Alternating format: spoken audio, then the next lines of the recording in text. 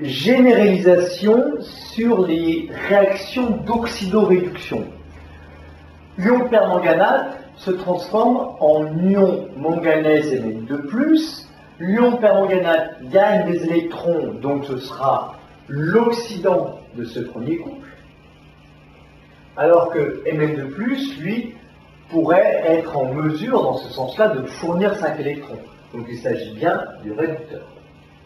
Voilà pour le premier couple, le couple 1. Pour le couple 2, Fe2+ va perdre un électron, puisqu'il va le donner à droite, il est fourni à droite. Donc ceci, ça perd, cette espèce perd des électrons, donc il s'agit du réducteur, et ça c'est l'oxydant. Donc le couple 2, Fe3+, Fe2+.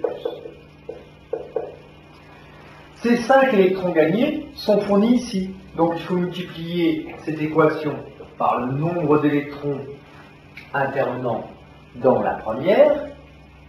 Et cette équation-là, il faut la multiplier par le nombre d'électrons intervenant dans la seconde. Bon là, ça ne change rien. Multiplié par 5, attention, prenez bien un stylo de couleurs différentes. Là, je simule parce que j'ai de noir, mais vous pouvez prendre ici un autre stylo. Et ensuite, vous faites la somme de ces deux équations. C'est de demi-équations. Donc, plus 8F+, plus 5 Fe2+. Les 5 électrons ici, plus 5, vont se retrouver ici, donc on ne les écrit pas. Mn2+, plus 4H2O, plus 5 Fe3+. Donc, globalement, l'oxydant du couple 1, je vais mettre OX1, va réagir avec, ici, le réducteur du couple 2, RAD2, pour donner Mn2+, c'est-à-dire le réducteur du couple 1,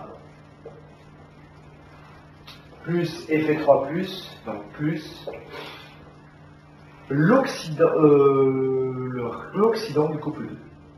Voilà. Voilà ce que c'est en généralisant ce qu'est une réaction d'oxydoréduction. Au passage, ceci, c'est une réduction. Pourquoi? Réduction, demi-équation de réduction. Car il y a un gain d'électrons, alors que ceci, c'est une demi-réaction d'oxydation, car il y a une perte d'électrons. Une erreur, attention, j'ai oublié le 5 devant Fe3+. N'hésitez pas à m'envoyer des messages en cas d'erreur. Je ne suis qu'un être humain.